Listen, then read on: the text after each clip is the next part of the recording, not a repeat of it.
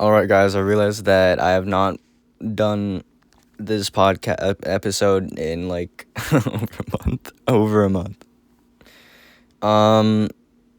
But don't you worry, because there's one more right here and plenty of more to come. I will continue doing this till the day I die. But as you can see, I have this the beanbag that I mentioned like a year ago. I found it, and he or she or it or they have been missing for almost an entire year, and I'm glad to say that they have found their way back home. Listen to it. Wait, is it bleeding? What the fuck? I found a bean. I'm like playing around with its bean insides, but you can hear it. The beanbag is right here, safe and sound, and I think it's awesome to have him back, or her, or whatever. Bro, what's beanbag? I know that like in Romance languages they give like genders to every like noun. So what's the gender of a beanbag in like French or Spanish or something, or whatever. So I have this huge list of albums. I've I've like gotten into music over 1.5 years ago, and I've been exploring so many 2025 albums, and I just want to share a list of my favorites from last year, and maybe some pieces of media that isn't music as well. Okay, should we start?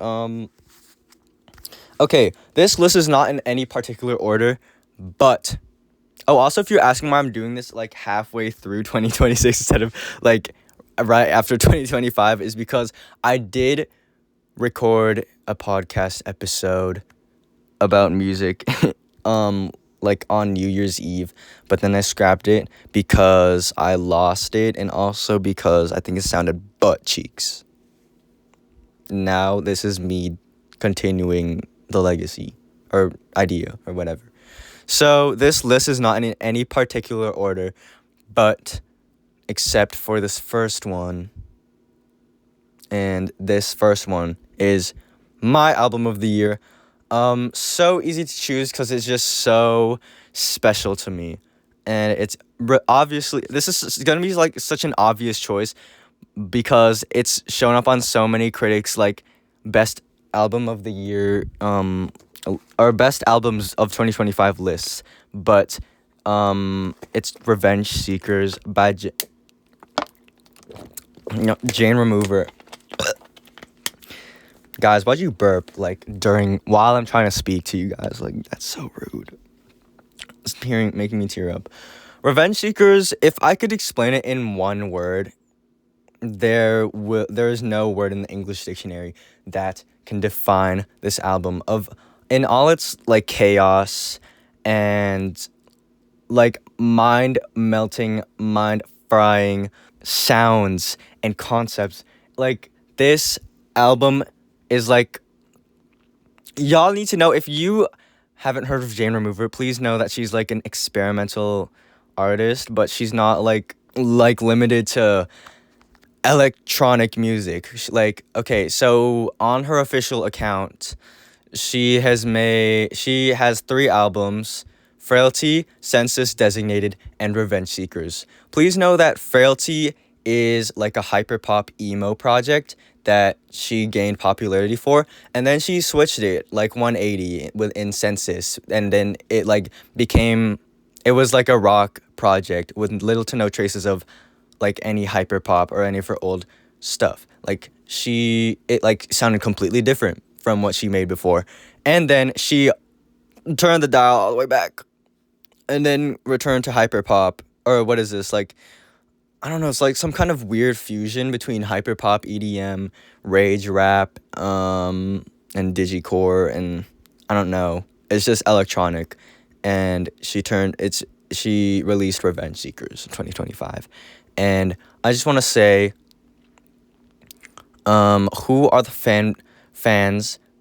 Like, this whole album is like a letter to those fans who like left her in her census era when like they criticize her for completely changing her sound, and I think that's and then and then she comes back in 2020 just to think like being one of those fans listening to this Jane project in 2025, knowing that you got mad at her for like or like left or criticized her just because she changed her sound.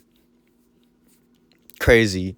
It's like a I love it when artists and content creators like do a big fuck you to their audience and then like does whatever like random BS that they want to do, and it's so clear that this is what happened to Jane, and she's just letting out all her rage and passion and love, and then I will still see like some parts of the fan base or fans today of Jane or former fans of Jane being like, why did Jane switch to a more like rage sound?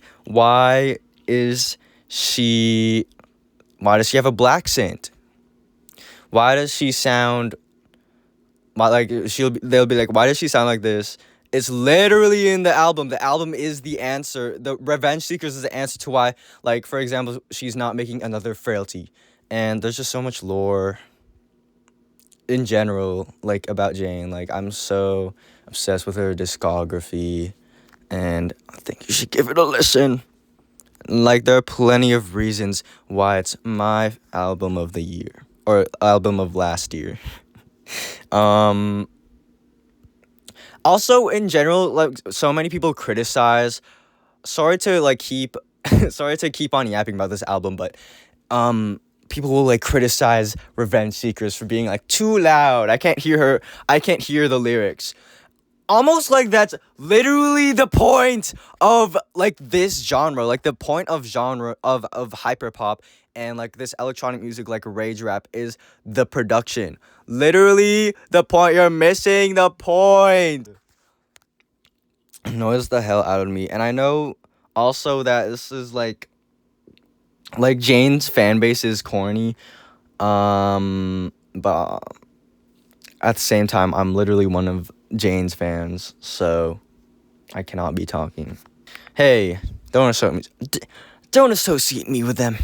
Okay. Second, we need to we need to like speed run through these. I have so many albums. Secondly, or not secondly, this is like a close second to Revenge Seekers because I love this album so much. I know I said it's not in any particular order, but that's besides these two albums, Revenge Seekers and Getting Killed by Geese.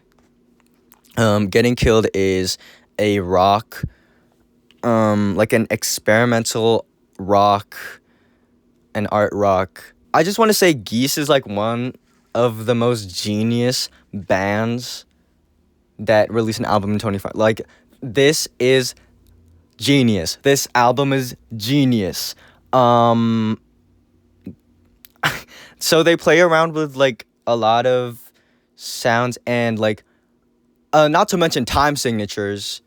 The first song off this album is literally in 13/4. What like I cannot even fathom of how they figured how to make a song in 13/4, but whatever, it sounds good. Actually, everything on this album sounds good.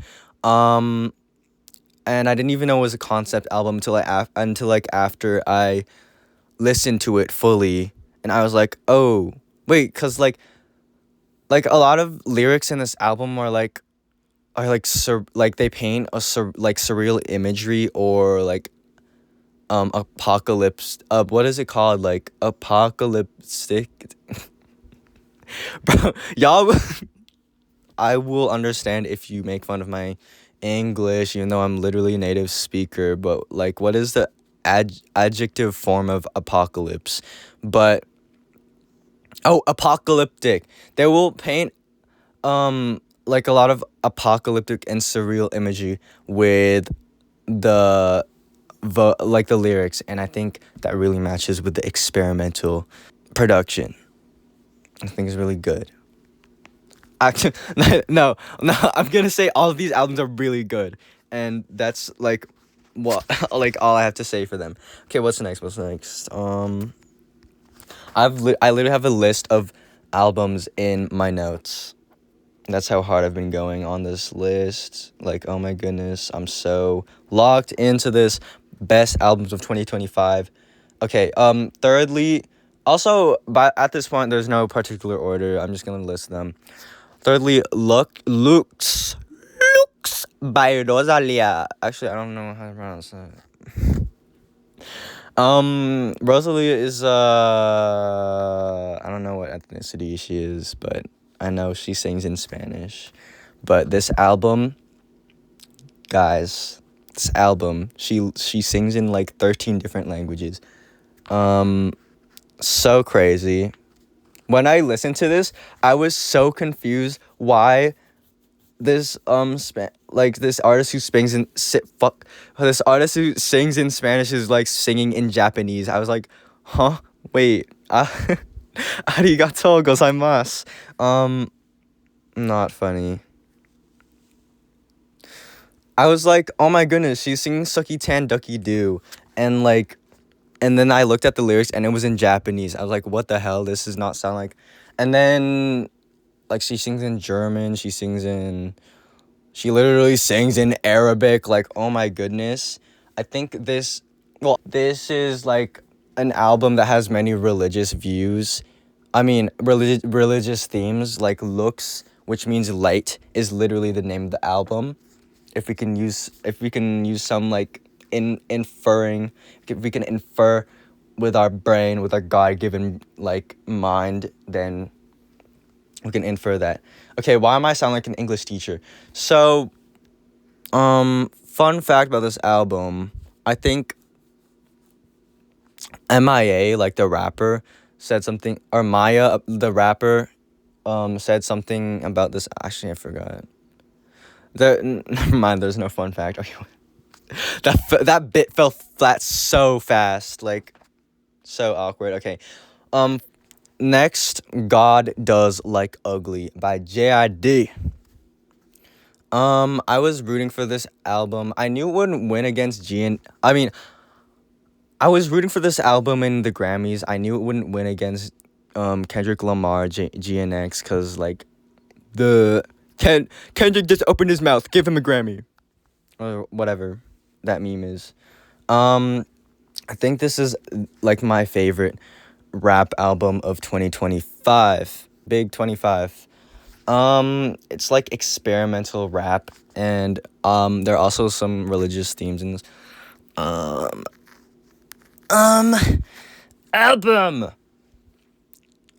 It was like my introduction to JID. I was like looking for albums to listen to, and then this popped up, and I was like, oh, listen to this, and it was fun.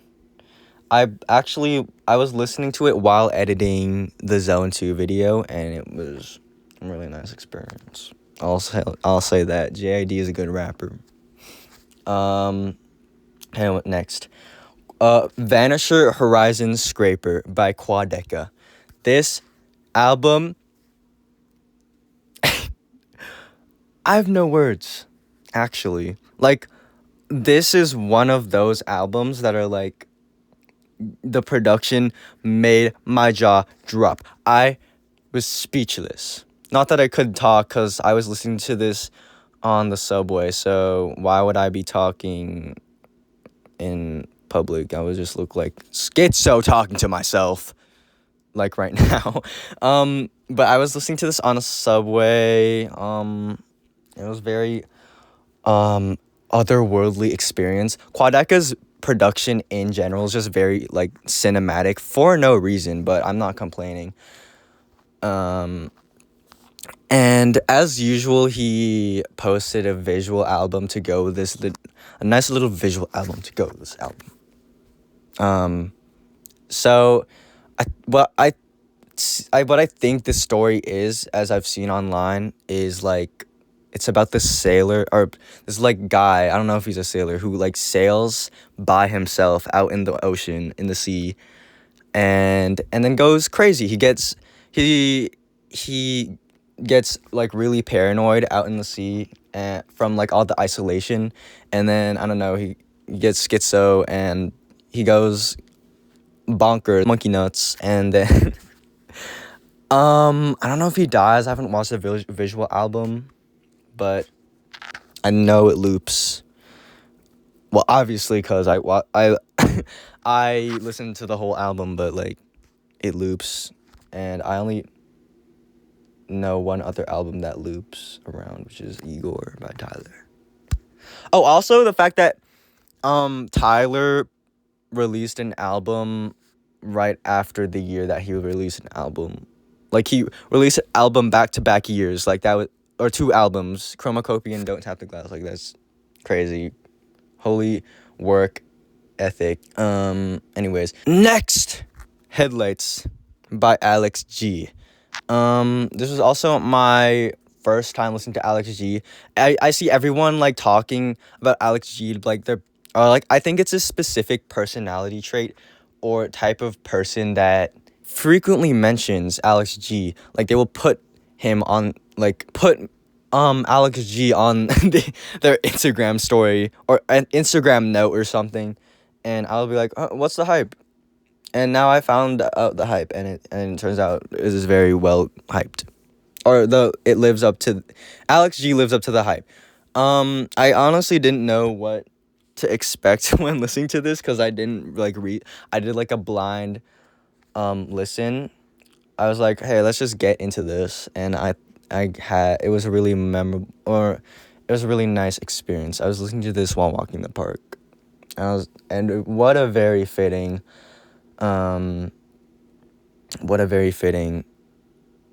I realized I haven't been listing the genres for the last two albums. So I'm just gonna say Alex G is like folk, tronica, rock, or something. I really thought it would just be like sing-songy. Oh, I'm skipping in the pastures type beat, but no, it's like actually kind of nice. Like jolly ass. No, it's like I actually like enjoyed it. Nextly, that is not a word. Next up, Sister by Frost Children. Uh-huh. What genre is this? Oh, it's like hyper pop.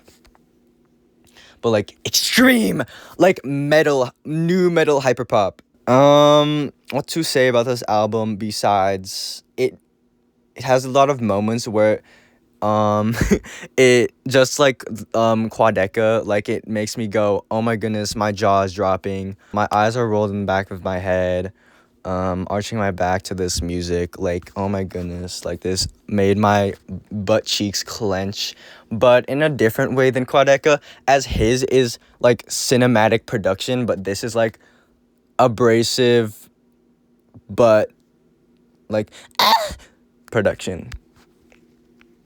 And it's I think Porter Robinson produced one of the songs, which is so cool. This is my first Frost Children album as well. This is like, it's like reminiscent of 100 gecs if they made 1,000 gecs on cocaine. Like, wow. Also, I forgot to mention for Headlights, there's like one song. If you like Balloonerism, which we'll get to later, there's one song that reminds me of Balloonerism. Or no, wait. Okay, Balloonerism by Mac Miller. Like the concept of Balloonerism, like a lot of these albums will be concept albums or are called concept albums, but like the whole concept of this like album is like, or even the cover art, which is a painting of Mac Miller's head as like a balloon floating up into the sky. The concept is you get so high, or you feel like a balloon, how it like when you let it go, it like continues up into the sky, and then it just goes upper, what the fuck? It just goes higher and higher until it pops. Like that's a whole concept, which is so sad considering like he died from, I think, or or died from something related to an overdose or drugs or something. And I think it's a very, very sad but amazing album. I'm just gonna say, I think this is an amazing album for all of the albums. Like, I know it's getting repetitive. I can't think of anything else to say about it. It's a rap album, by the way. I was about to say French instead of next. Next, I need to, like, come up with a different word for next. What is it, like, next synonym? But next up, SX Honey by Blood Orange. This is also I got into so many new artists this year, which is why you're gonna hear me say, oh, this is my first Blood Orange album. Like, shut up. But it's also because I, like, got into music really late in my life. Like, I swear, some of my friends got into music, like, at age 3. I got into music, like, a year ago, which is really embarrassing. But SX Honey is, like... Because I was listening to this album while, like, on a road trip. So it feels like one of those movie soundtracks that would play when the main character is, like, looking out the window, like, reminiscing their thoughts. And I think it's a very solid album. It's, like, R&B and, like, pop vibes, I feel. It really got me thinking about life. I think what someone I read is, like, I read somewhere about it. Apparently it's about, like, childhood. I don't know if that's, like, actually accurate, but, like, if so, that's very fitting. Okay, next. What is a different word to say next? Next. Debbie tirar ma... Bro, I'm gonna butcher this so hard. Grammy Album of the Year award winner. Wait, let me sound like a Grammy award. The person who like announces who wins the award. And this Grammy goes to Debbie tirar mas fotos, Bad Bunny. This is a reggaeton album that almost didn't make the list because I didn't really enjoy some of these tracks as much as, like, say, other albums on this list. But it grew on me very, very hard. It grew on me so hard that I changed it so that it's on this list. Fun fact, I found this album before it was in the Grammys. So everyone after the Grammys earlier this year were like blasting Bad Bunny on their speakers. They were blasting DTMF on their speakers or headphones or whatever. And I was like, hey, why are people only getting into Bad Bunny after he won the freaking Grammys? And I just felt so mad because I was an OG fan, or not an OG fan. I was a fan before them. But in all seriousness, I think he did really well on this album. I think his other album, his 2023 album is better. Or, yeah, honestly. But that doesn't mean this album is bad. I only put it here because some songs grew on me, and also the fact that this is a very culturally important. Okay, lastly, Virgin by Lorde. This is not my first Lorde album, but my second Lorde album. And this is a little introspective pop album. This project is kind of more mature compared to her bro, what is it called? What's her first album called? Oh my god, bro. And I call myself a Lorde fan. This is really embarrassing. Pure Heroine. Mature compared to Pure Heroine, I wouldn't say it's better because it's kind of on the shorter end, but it's still worth listening, worth giving a try. Okay, Honorable mentions, music by Playboi Carti. I love my Oh, while I wouldn't say this is the best or like one of the best albums of 2025, it objectively is the most influential album of 2025.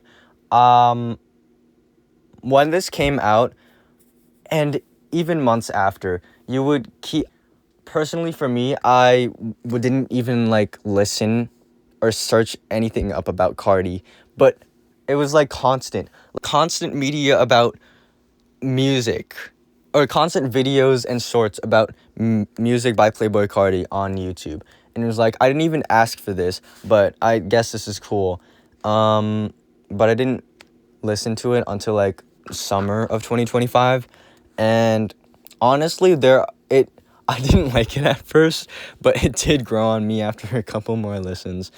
And it is true that there are some misses, but some tracks on this album are like so up there. They are so up there. Like, they hit so hard. I don't know. Like, one day I was just bumping Pop Out, and then I realized, wait, I get it. And then I listened to Opium Baby, and I was like, oh my goodness, I get it. And then, like, I don't know.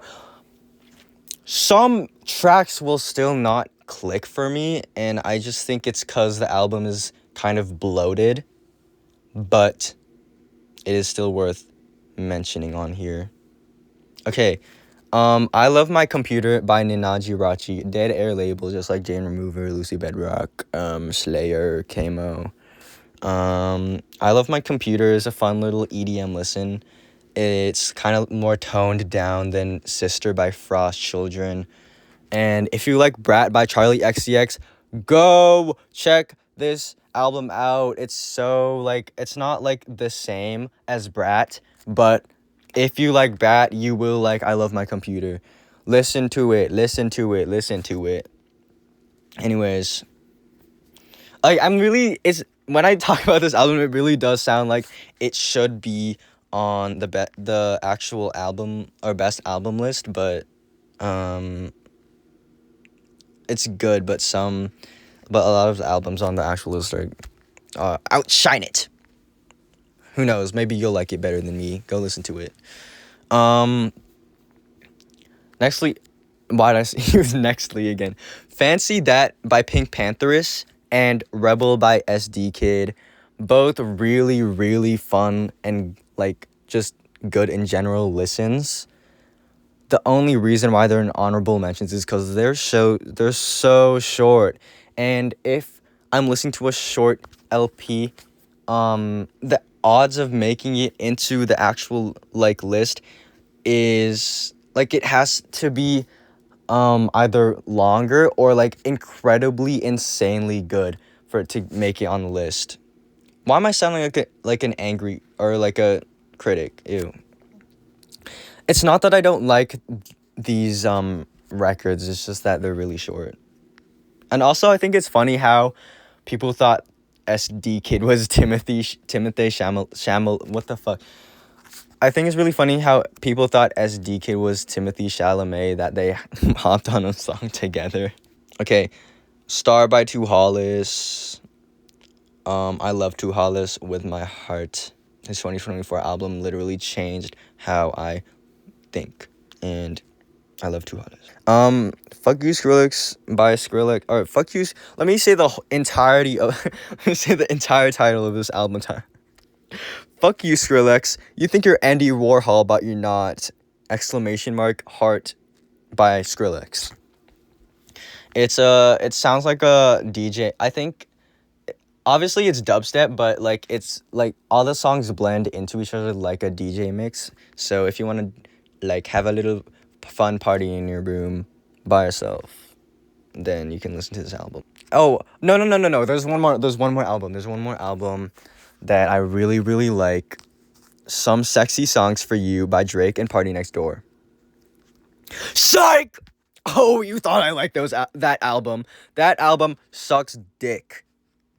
Sucks monkey nut sucks. My dogs come swirled into a blender with lean, and that's how it tastes. How it would taste if the album had a taste. Okay. Also, another album that didn't make it, but I do want to mention is "Swag" by Justin Bieber. This album has to be like the 2025 epitome of like mediocre. Not bad, not good. The bad songs even out the good songs. Where there's like barely any good songs anyway. Like I don't know how this album got popular. I know there's like a running gag that or joke that like popular music is always bad. That's not always the case, but I get it. I guess it is the case for this stupid album, the stupid Justin Bieber. Like I genuinely thought Justin Bieber like quit music. I didn't even know he was still making music after 2020. I have not heard anything about this guy until I saw him at the Grammys shirtless, performing like, I don't know, I think it was Daisies or something, but I genuinely thought this guy was dead. Not to hate on him or anything, but there's one song on this album, Sweet Spot. There's one peculiar song on Swag that has Sexy Red on it, and it's called Sweet Spot. Please listen to it. I swear don't listen to the whole album. Listen to Sweet Spot. So, what I gathered from listening to this is that Sexy Red ruins everything she touches. Like, okay, listen to the song. The production is the best on the album, one of the best on the album, and that speaks for itself how mid the album is. But like, listen to it until Sexy Red comes on. Please tell me I'm literally not like going crazy or anything. How can she ruin such like, this has to be like a talent or a Guinness World Record. How does she manage to ruin such, it's not even like groundbreaking song, but like it's a decent beat. How does she manage to ruin it? If you want some good movies that came out or 2025, they don't in this category, they don't necessarily have to come out in 2025. I just watched them in 2025. So first of all, Frankenstein by Guillermo del Toro. Actually, I forgot his name. But the Frankenstein movie that came out in 2025, amazing. So good. So like, you will notice that a lot of these movies will be like visually striking pieces of art, but also the fact that amazing actor Oscar Isaac played as the scientist. Amazing talented actors and cast. Also, the story was really good as well. I know it's just your classic Frankenstein, but I don't actually know what happens in Frankenstein, so this movie was really fun for me. Weapons. Also, no, wait. Weapons, I heard is a good movie, but when I watched it, like, I was actually, like, enjoying it for the first half of the movie. So it tells its story. It's this, like, you see the posters. It's supposed to be, I'm expecting psychological horror when I see the posters. It's about these kids who disappear, because of spoilers, but it's been out for like a year at this point. It's these kids who disappear one night because of your auntie witch that moves in with you. I mean, not you. Why am I saying it like it's a game? Auntie witch that moves in with the main character, and then I think his name is Alex.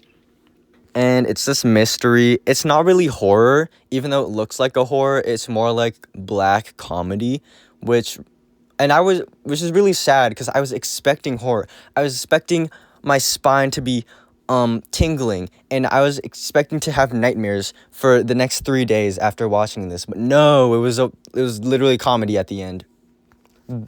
The kids, that someone breaks the spell off the kids, and they start biting Alex's little witch aunt, and she literally dies. And it's funny. Oh, it's comedic and absurd to look at. But me, I was disappointed because I was expecting something more and sinister. Don't and I know people will be like, people will praise weapons. I'm not one of those people. If you really want like a fun horror though, I do recommend Fear Street trilogy. Like, oh my goodness, those 3 movies, they're like so fun to watch. Like, oh my goodness. One thing, when I watch a movie, I do love myself a good little mystery horror. And if you have any albums or TV shows or movies to recommend to me after listening to this episode, please do. Please do. I'll appreciate you. I'll remember you forever if you recommend me a good little album to listen to, or a very like an enjoyable TV show or movie. I love you so much. I was gonna say cheers to 2026 because I was in the mindset that this came out in 2025, but it's like halfway through 2026. What am I supposed to say? I cheers to the remainder of 2026 ? Okay, I'm ending this. See you. Yeah.